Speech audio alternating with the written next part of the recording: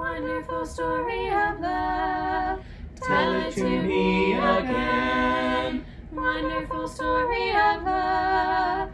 Wake the immortal strain. Angels with rapture announce it. Shepherds with wonder receive it. Sinner, oh, won't you believe it? Wonderful story of love. Wonderful story of love. Wonderful story of love. Wonderful story of love. Wonderful story of love. Wonderful story of love. Though you are far away, wonderful story of love. Still he doth call today, calling from Calvary's mountain, down from the crystal bright fountain, e'en from the dawn of creation. Wonderful story of love. Wonderful story of love. Wonderful story of love. Wonderful story of love. Wonderful story of love. Wonderful story of love. Jesus provides a rest. Wonderful story of love. For all the pure and blessed. Rest in the... All right, so chapter 6 and verse 24. I think I'll read verses 24 through 30, and then we'll break it down and talk about it. The Lord spoke to Moses, saying, "Speak to Aaron and to his sons, saying, This is the law of the sin offering. In the place where the burnt offering is slain, the sin offering shall be slain before the Lord. It is most holy. The priest who offers it for sin shall eat it. It shall be eaten in a holy place, in the court of the tent of meeting. Anyone who touches its flesh shall become consecrated, and when any of its blood splashes on a garment in a holy place, you shall wash what was splashed on. Also the earthenware vessels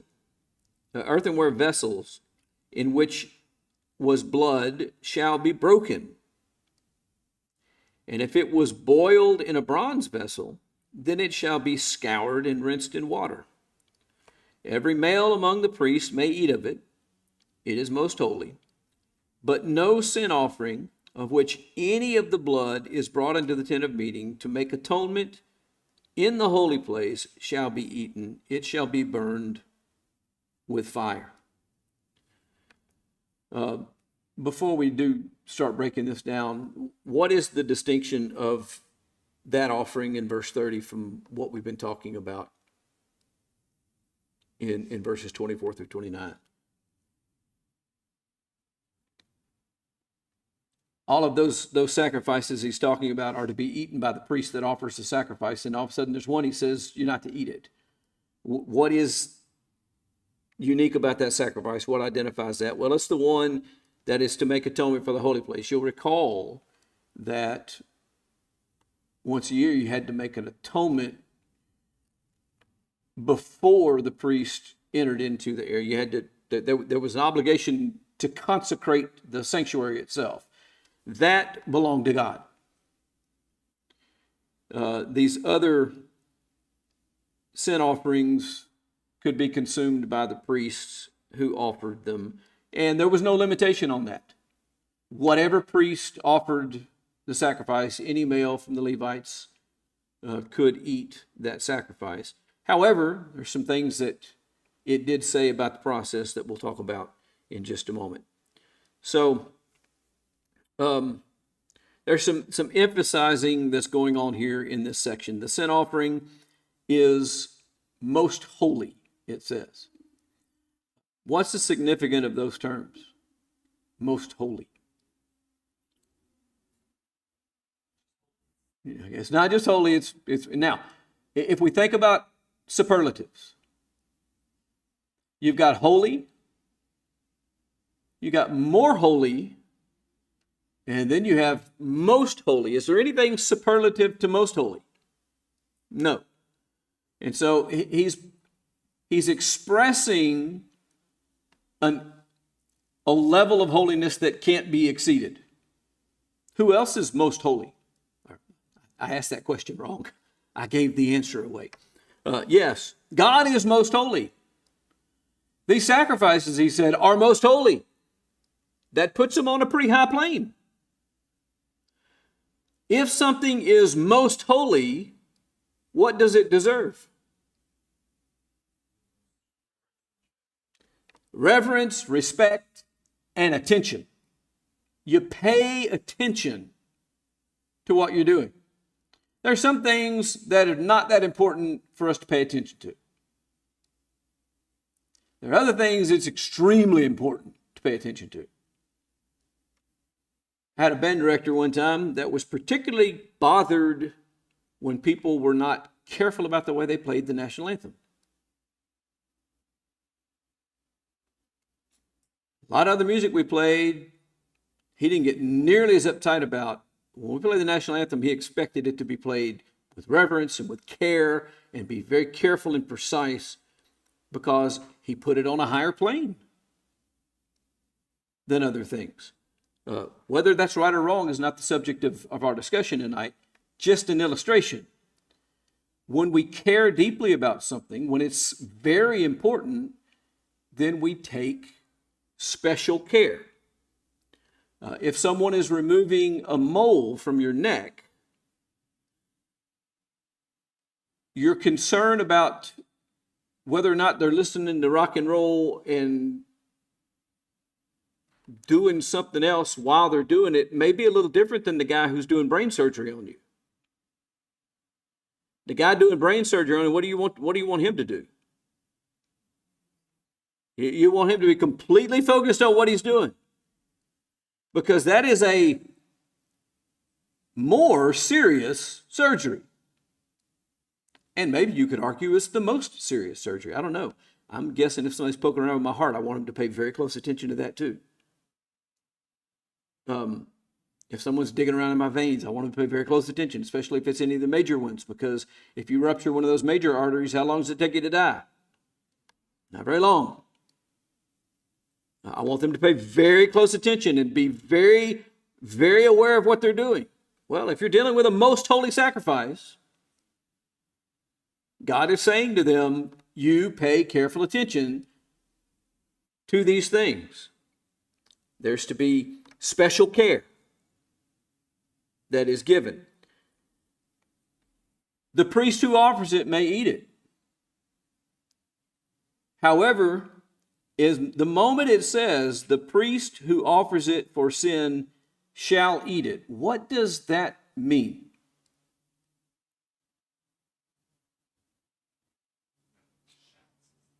Okay, so shall is a good word to focus on, and I'm reading out of the New American Standard Bible, is the one that uses shall there. I'm not sure if every translation uses the word shall, but there's a lot of debate in the legal world between laws that say may and laws that say shall. And generally speaking, the consensus is may allows, shall requires.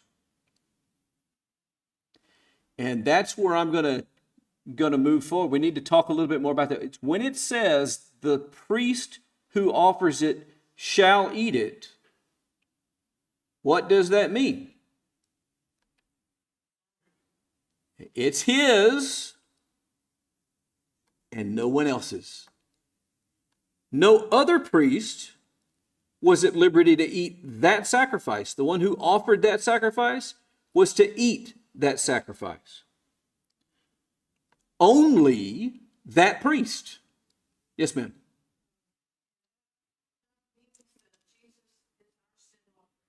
Well, he is, and we'll get to some discussions about the connections between this and the New Testament in a moment. We want to just make sure we pick up all the nuances of the language here before we start drawing those connections. Not only is it specified who is to eat, which is what that verse, that phrase is doing. It is saying this is who should eat this. And the minute it says this is who should eat it, then it means that no one else should. The next thing it says is where it must be consumed. Where must it be eaten? In the holy place. They did not bring it home. They did not go out in the courtyard. They did not take it that day to their lunch. They ate it in the holy place. So the altar was right outside the holy place, right? They offered the sacrifice. They entered the holy place. They ate the sacrifice. It wasn't to be eaten anywhere else. And then it says this. Look at this language. Verse 27. Anyone who touches its flesh, the sacrifice, anyone who touches its flesh shall become consecrated. We used that word last week. We talked about that word a little bit last week. What's the word consecrated mean? Okay, holy, set apart. What's another word we use? Sanctified. Now, there's an interesting word in our language that is derived from sanctified. A lot of people call a room like this in a church house a sanctuary. That is a takeoff of the word sanctified.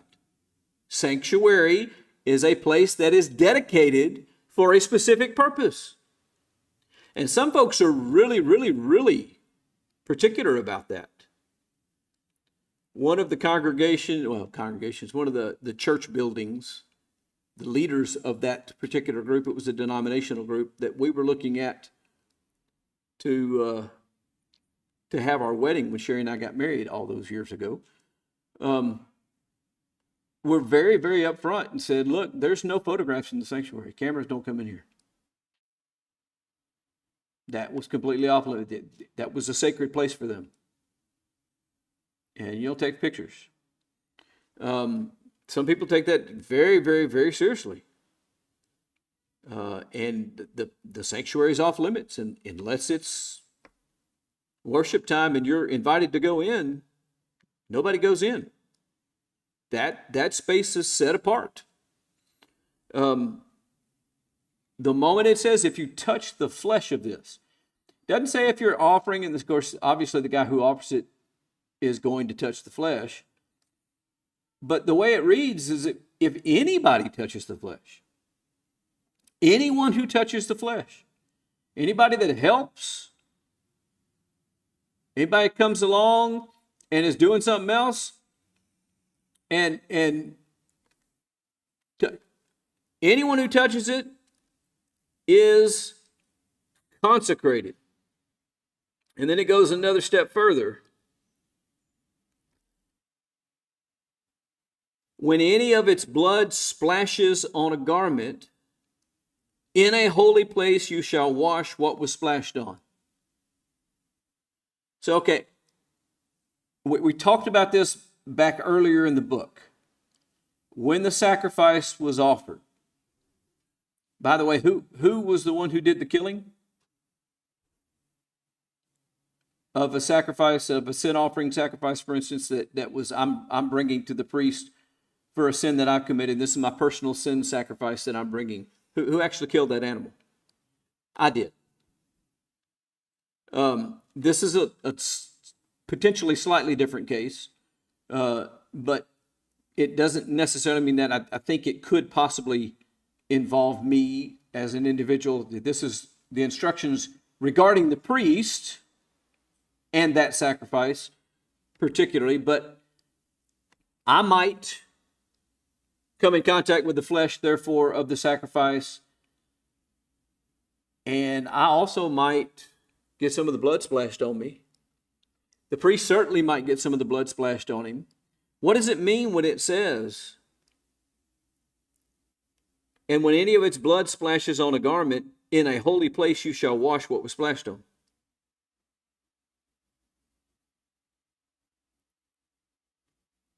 What does that mean? you should wash it, but you can't just take it home and wash it. It had to be washed in the holy place. Well, who went into the holy place? The priests. Only the priests wash these things. The implication is it was washed. Why did it have to be washed there in the holy place? Because this was a most holy sacrifice. And everything about this was consecrated. And so even if I touched the flesh of the sacrifice, I became consecrated. I'm connected to it now. And the blood, you're collecting the blood, right? There's a certain amount of this blood that you have to collect, which then was put on the altar and poured at the base of the altar. Remember all that? Well, if you're carrying a bowl full of blood, occasionally what happens?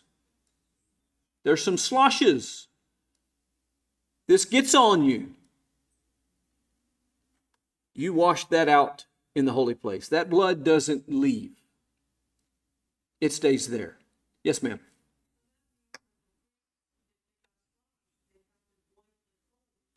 Well, they had to wash the clothes. I'm not going to define exactly how that was done, but the next thing that's introduced in the next verse deals with the utensils that are used to boil the meat. Okay? So we got two potential types of utensil that might be used to boil the meat. By the way, you might remember a story where one of the priests gets in trouble. Well, I ain't going to say that. I'll go to this example. You might remember a situation where one of the prophets wrote and complained about the priest because they were not handling things properly with this process. They had to eat meat, but they had a meat fork that they would put down into the thing, and what they pulled out was their portion. And there were people that were kind of cheating with regard to that, and a prophet had to address that problem. So there's a whole process here that this piece of meat is being boiled. And it might be boiled in a clay pot, an earthenware pot, or it might be boiled in a bronze pot. And so there's instructions for each case. What happened with an earthenware vessel that was used to boil a sin sacrifice? It was to be broken. It was not to be used anymore. It became sanctified. The flesh touched it. So it was not free to be used again. It was to be broken. If it was bronze, he did make a process by which that could be used again. What was that process? Listen to it shall be boiled. If it's boiled in a bronze vessel, it shall be scoured and rinsed with water. I don't know how they scoured it. They don't have SOS pads, but they had something. Some type of something. But it had to be thoroughly, properly cleaned, sanitized. And then it could be used for another offering. What would happen if you got lazy? You don't always scour pans as hard as you ought to, maybe. What happens if you get a little bit lazy? You think God's pleased with that? No. Yes.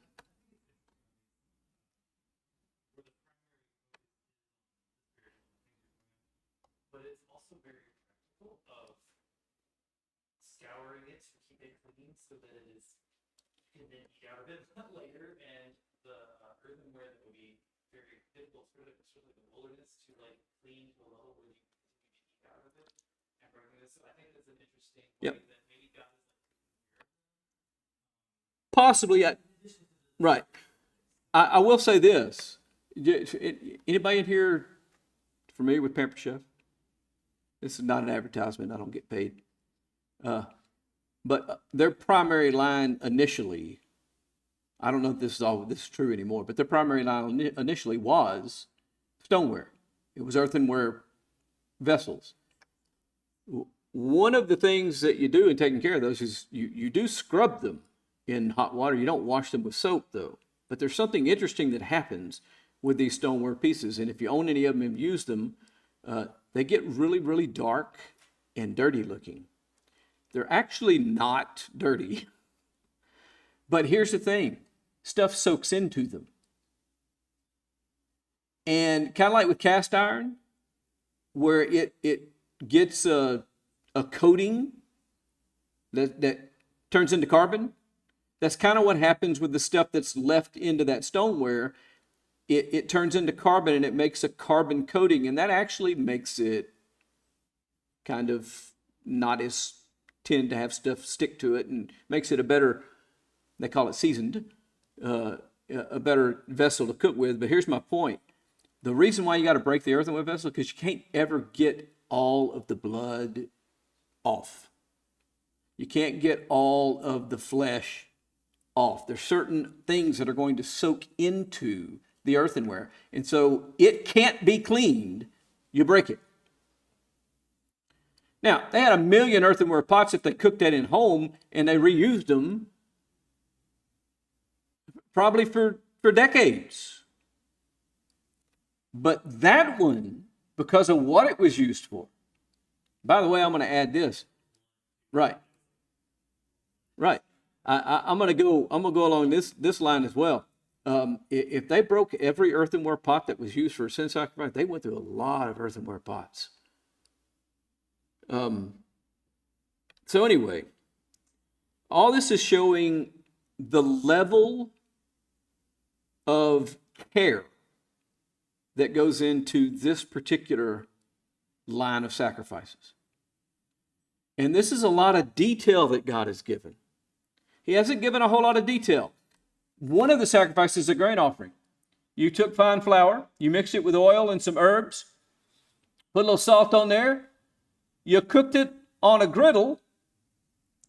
What's it say about that griddle? What's the griddle made out of? Where did it come from? Does it say anything about cleaning that griddle? It says nothing about the griddle, other than the fact that you can cook it on a griddle, or you can cook it into this, or you can. These things, however, we talk about what they're made out of, and we talk about how to clean them. That's very, very different. There's a completely different level of specificity and care that God gives to his instructions regarding the sin offering. If the blood is brought into the tent of meeting to make atonement, we get down to that last verse, none of that offering may be eaten. That offering's got to be burned with fire. And so atonement kicks in. When atonement comes along, atonement is not ours. Atonement is whose? It's God's. How many of you can atone for your sins? Not a one of us can. Who could atone for our sins? God. Specifically in what person? Jesus. And so even then, now, there's no discussion about Jesus in this passage, but there is a clear statement being made that things involved with atonement are God's. They're for the benefit of man, but they belong to God. We don't participate in our atonement. God atoned for our sins. We can act in such a way that we have fellowship with God and gain the benefits of that atonement. Or we can act in such a way that we don't have fellowship with God and don't gain the benefits of that atonement. But the atonement is the same either way. And we don't eat the atonement. That's burned and belongs to God. These rules guard the separation between the ordinary and the sacred. They show the presence of blood connecting the offering and what it touched to God's sanctity. Okay, so you got to understand blood's involved. And it's for sin. And so this matters. Okay, what made that sacrifice? I can hear the average Jew already going, but what makes that sacrifice so important? It's just like this other sacrifice that was offered. And we can eat that one. What difference does it make? Well, the people who are asking those questions are missing the point. And they certainly didn't see the connection to what God was doing down the stream of time, which is what we want to talk about in the time that we have left. Sanctifying effect of Christ's blood. Leviticus insists on the holiness associated with blood and the things that blood touched. The New Testament locates that same reality in Christ. He entered once for all into the holy places by means of his own blood, thus securing an eternal redemption. Hebrews 9:12. That's something God did through Christ. So the New Testament presents Christ's blood as effecting entrance into the holy place and accomplishing what the Leviticus process here was only foreshadowing, only picturing. In the New Testament, the way it's stated in Hebrews 9:22, without the shedding of blood, there is no forgiveness. This Old Testament practice that blood is the means of atonement is teaching about the fact that Christ had to die. I still, to this very day, hear from time to time well-meaning members of the Lord's church saying, well, it didn't have to be done that way. God could have done it a different way. No, he couldn't. Without the shedding of blood, there is no forgiveness. And he had to be made like his brethren in all points. And he had to die, and he had to offer his own blood for the sacrifice and the atonement of man. It was the only way for it to be done. And the Levitical restriction on eating the offering whose blood entered the sanctuary now all of a sudden becomes more understandable when you consider that it's reflective of Christ offering his own blood in heaven itself and the role and function that plays. Earlier in the chapter, we saw that certain things you had to bring the ashes outside the camp after the sacrifice was made. Things had to be burned outside the camp from time to time. Those things refer to Hebrews 13:12. So Jesus also suffered outside the gate in order to sanctify the people with his own blood. Hebrews draws a connection there with this as well. The Levitical practice of handling the sin offering as something set apart, something sanctified, echoed in the New Testament when Christ once for all, in Hebrews 13, 11, and 12, did this. He was sanctified. He was set apart for this purpose. He did this, and he did this alone. And he entered into the place, and there's reason for the priest who made the sacrifice has to participate in it. Because that's exactly what happened. In Jesus' case, Jesus was the sacrifice, and he was the priest who offered it. He did both. The priestly function and access to the holy place is echoed here and put forth in the New Testament. Hebrews 9, 11, and 12 I've already mentioned. The Levitical differentiation between holy and ordinary anticipates that Christ's sacrifice alone is sufficient to take away sins.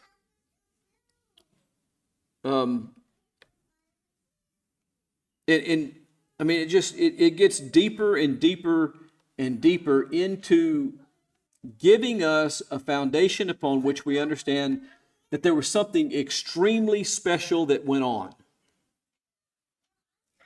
when it came to Jesus, and it came to the cross, and it came to the tomb, and it came to his ascension into heaven. All of those things, part of this process that we have just read about, only in its fullness. I have to stop. I don't want to, but I have to.